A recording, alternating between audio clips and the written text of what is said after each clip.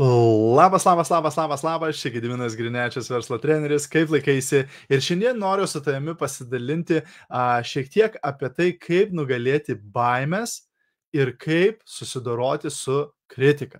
Taigi, jeigu žiūri šio video įrašą, padaryk man paslaugą, parašyk grotelės įrašas į komentarus. Jei esi naujas arba nauja, jeigu pirmą kartą žiūri vieną iš mano video, būčiau labai dėkingas, jeigu parašytum naujas arba naujai komentarus. Ir žinoma, jeigu gausi iš šio video naudos arba manai kažkam kitam šis video galėtų būti naudingas, būčiau nepaprastai dėkingas, jeigu pasidalintum šio video ir parašytum į komentarus pasidalinau. Arba gali tiesiog užtaginti, pažymėti savo draugus, komandos narius komentaruose žemiau, kad jie taip pat pamatytų šį video.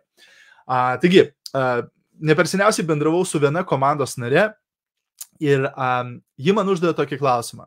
Sako, kaip tu susitvarkai su baime? Kaip tu nugali baimę? Na ir aš paklausiau, sakau, tai ko tu bijai?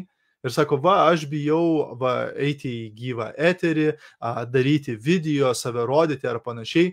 Ir sakau, okei, o ko tu bijai? Kas atsitiks, jeigu tu tai darysi? Ir jis sako, aš bandžiau daryti reelsus ir panašiai. Ir man viena šeimos narė pasakė, kas tos tavo video žiūrės. Ir nuo to laiko aš nustojau daryti. Sakau, aš galvau, kad tu turi didelių svajonių ir kad tu nori pakeisti savo gyvenimą. Taip, aš noriu, aš turiu svajonių. Tai tie du dalykai tada nesusiderina. Tu turi didžiulės svajonės, tu nori pakeisti savo gyvenimą, galbūt duoti geresnį gyvenimą savo vaikams, keliauti po pasaulį, būti finansiškai nepriklausomas arba nepriklausomai panašiai. Ir užteko vieno komentaro tave parklupdyti? Užteko vieno komentaro, kad tu pasiduotum, siekdama savo svajonių? Wow! Na tai tu tikrai įsipareigojusi arba įsipareigojęs buvai savo svajonėm, taip? Kaip mano mentorius Eric Worre sako dažnai, sako, tu gali nustatyti žmogaus dydį pagal dydį problemos, kuri jį parklupdo. Tu gali nustatyti žmogaus dydį pagal dydį problemos, kuri jį priverčia pasiduoti. Ir dažnai aš matau versle, kaip žmonės pasiduoda dėl menkiausių iššūkių, dėl menkiausių problemų. Kaip šitas variantas. Taip, kažkas pakomentavo. Čia net nėra blogas komentaras. Kas tavo video žiūrės? Kažkas, kam įdomu žiūrės, taip? Aš esu gavęs tokių komentarų, kur jums ausis linktų, jeigu aš jūs pasakyčiau tos komentarus, taip? Bet turi suprasti, kad kritika yra visą laiką dalis tos kelionės, taip? Ir visą laiką atsiras kažkas, kam tu nepatiksi. Visą laiką atsiras kažkas, kam tu užkliūsi. Bet turiu užduoti savo klausimą. Ta patį klausimą, kurį aš parekomendavau šitai komandos nariai. Aš sakau, o tas žmogus, tas šeimos narys, kuris tave sukritikavo, ar tas žmogus gyvena savo svajonių gyvenimą? Yra turtingas, laimingas, turi viską, ko nori. Oi, ne, per 2 darbus dirba ten arė ir taip toliau. Tai ar tas žmogus tada yra kvalifikuotas tau duoti patarimą? To žmogaus komentaras tada yra lygus 0. Nes tas žmogus negyvena tokio gyvenimo, kokį tu norėtum.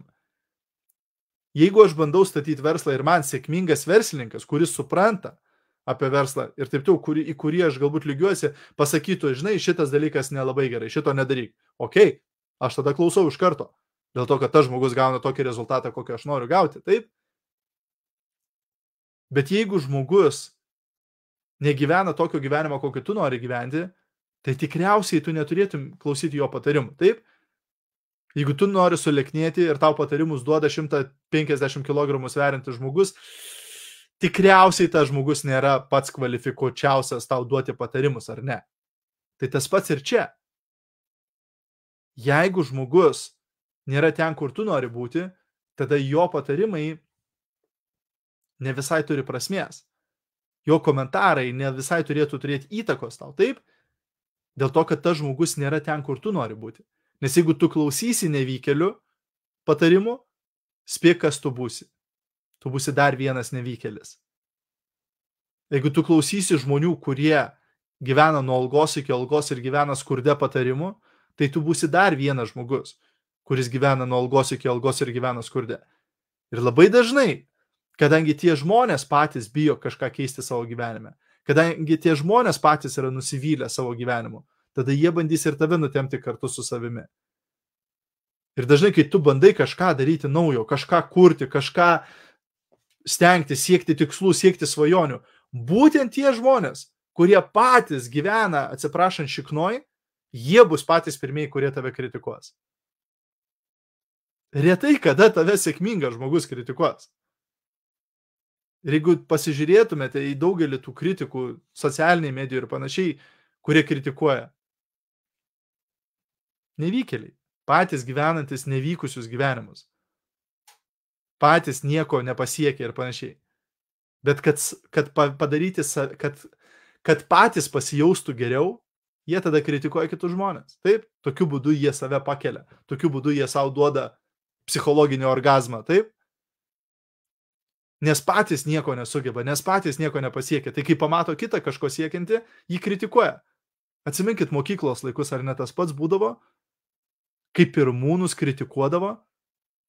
Tas, kuris geriausiai mokosi, tas, kuris geriausius pažymius gauna, tas, kuris protingiausias, dažnai gaudavo būtent kritiką, gaudavo visokius tai patyčias ir panašiai. Iš tų dvietušnikų, kurie niekam tikė, kurie nieko nesugebantis. Taip? Už tai, kad tas žmogus protingas, už tai, kad tas žmogus gerai mokosi, už tai, kad jam gerai sekasi. O, nevykėlis, taip? Tai tu nevykėlis. Taip? Tai lygiai tas pats ir čia. Bet turi visą laiką grįžti prie to paties. Kiek yra vertos tavo svajonės?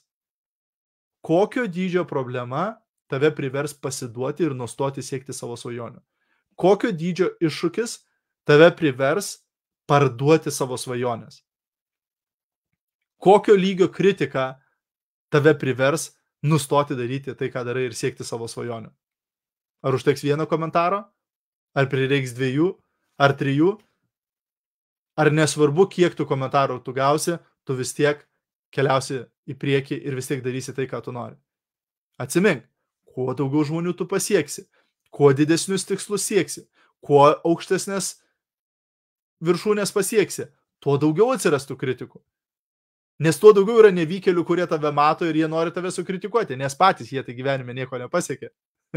Nes patys tai jie nieko neturi, o pavydas tai bamba graužė. Tai reikia kažkaip tai išsilieti, taip? Ir jie išsilieja tave sukritikuodami. Jie išsilieja pasakydami kažką negražaus. Ir jų bus šeimos rate, jų bus draugų rate, jų bus bendradarbių rate ir ypač jų bus daug socialiniai medijai. Taip, drąsuoliai už klaviatūros, taip pasislėpia be profilių nuotraukų ir be vardų. Ui, tie taip patys pirmieji tave kritikos, taip? Bet turi neleisti, kad tave tai išmuštų iš vėžių. Nes tai nėra žmonės, kurių patarimų tu turėtum klausyti. Taip? Jeigu milijonierius verslininkas tau parašys komentarą ir duos kažkokią repliką, suklusk. Nes tas žmogus būtent žino, ką šneka. Tas žmogus yra sėkmingas žmogus. Visi kiti, jie nėra kvalifikuoti tau duoti patarimų. Taip? Tai va, toks patarimas šiandien iš mano pusės. Tikiuosi, kad buvo naudinga. Jeigu buvo naudinga, būčiau labai dėkingas, jei pasidalintum šio video. Ir taip pat kviečiu tave į naują kursą internetu, tinklinio marketingo lyderystės sertifikacija. Tai bus 12 savaičių, 3 mėnesių kursas internetu. Ir tada pabaigoje šitų 12 savaičių turėsime gyvą renginį rugsėjo pradžioje Kaune, kur praleisime 10 valandų dirbtuvėse, kur pritaikysime dar daugiau būtent tų žinių.